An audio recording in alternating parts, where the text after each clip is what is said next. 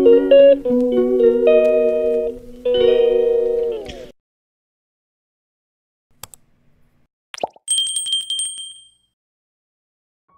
বন্ধুরা, আশা করি সবাই ভালো আছেন, আমিও ভালো আছি। তো কেন বাজে সকাল 7:45। তো আজকের ব্লগটা এখন থেকে শুরু করছি। তো এখন আজকে একটা আমাদের বিশেষ দিন। তো বিশেষ দিনটা কি বলুন তো, আমাদের আজকে পিকনিক আছে। তো পুজোর পরে যে পিকনিকটা হয়ে থাকে প্রতি বছর, সেই পিকনিকটা এবছর হয়নি বিভিন্ন সমস্যার জন্য। তো আজকে সেই জন্য ডেটটা ঠিক করা হয়েছে। তো চলুন সবাই মিলে পিকনিক করব। এখন তো কাটাকুটি, একটু মজা আনন্দ হবে। চলুন দেখতে থাকুন, আশা করি ভালো লাগবে। পরপর দুদিন ধরে বৃষ্টি হওয়ার পরে আজকের ওয়েদারটা দেখুন, কুয়াশায় ভর্তি, যেন বৃষ্টি পড়ছে, এতই কুয়াশা।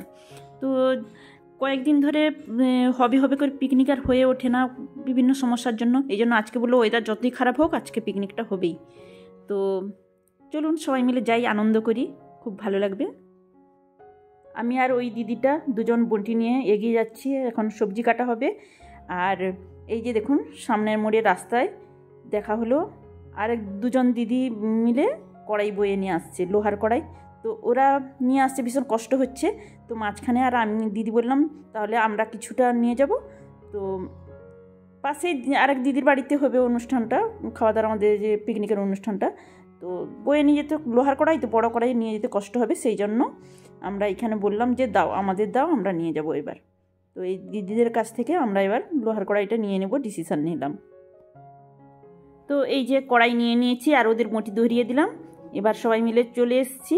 এই যে কাটাকুটি শুরুও হয়ে গেছে। আর আমাদের টিফিনের ব্যবস্থা আছে এখন পাকুড়ি মুড়ি। তো পাকুড়ি আগে ভাজা হয়ে গেছে, তো সেটা আর আপনাদের পাকুড়ি মুড়িটা শেয়ার করা হয়নি। এখন স্নান টান করে এই যে রেডি হয়ে গেছি। ঘরে যা টুকটাক কাজ ছিল সেগুলো সেরে নিলাম এসে। তো টিফিনও করে নিয়েছি, পাকুড়ি মুড়ি ওখানে দিয়েছিল। আর দেখুন বাগানের গাছগুলোর অবস্থা, সবজিগুলো দেখুন। সবজি বলতে সবজি কিছু নয়, এই যে শাকগুলোর অবস্থা দেখুন। বৃষ্টি হয়েছে তো দুদিন। তো আজকে যাই হোক রোদ্দুরটা বেশ কড়াভাবে বেরিয়েছে, জামা কাপড় যত ছিল সমস্ত রোদ্দুরে মেলে দিয়েছি। এখন চলুন সবাই মিলে এগিয়ে যাই টুকটুক করে। এই যে দেখুন কত জামা কাপড় যত ছিল জমা সমস্ত কিছু বার করে দিয়েছি, মিলে দিয়েছি। তো পাতলা পাতলা হালকা যেগুলো সেগুলো শুকিয়ে যাবে, আর যেগুলো মোটা সেগুলো শুকাবে না। তো রোদ্দুরটা বেশ কড়া বেরিয়েছে জানেন তো, বেশ গায়ে লাগতে বেশ ভালো লাগছে। দুদিন তো রোদ্দুর দেখা যায়নি তো। আর দিদিটাও চলে এসছে, দুজন মিলে গল্প করতে করতে আমরা পিকনিক স্পটে আমরা এগিয়ে যাচ্ছি। তো চলুন সবাই মিলে আনন্দ করি, খাওয়া দাওয়া আর আনন্দ। এসে দেখি রান্নাবান্না কমপ্লিট হয়ে গেছে। তো মেনু হচ্ছে ডাল, চচ্চড়ি, তারপর চিকেন, চাটনি, পাঁপড়, দই, মিষ্টি, এইসব মেনু। আর যারা মাংস খায় না তাদের জন্য মাছের ব্যবস্থা আছে। এই হচ্ছে আমাদের পিকনিকের মেনু। তো এখন খাওয়া দাওয়া শুরু হয়ে গেছে, পরিবেশন এই যে করা হচ্ছে। তো অল্প যে কজন ছিল তাদেরই পরিবেশন করা হয়েছে, পরপর এক একজন করে আসছে, সবাইকে পরিবেশন করা হচ্ছে। আমরাও এরপর বসে পড়বো সবাই মিলে।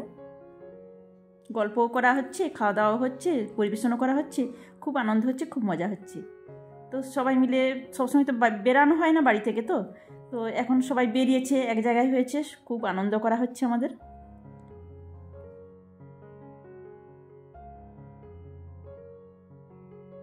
খাওয়া দাওয়া প্রায় লাস্টের দিকে, 2-4 জন বাকি ছিল যারা, তারাই বসেছে এখন। আর আমরা একটু গল্প করছি বসে সবাই মিলে। এরপর গোছগাছ করতে হবে সমস্ত কিছু। ওখান থেকে বাড়ি চলে এসেছি, এসেই জামা কাপড় গুছাচ্ছি।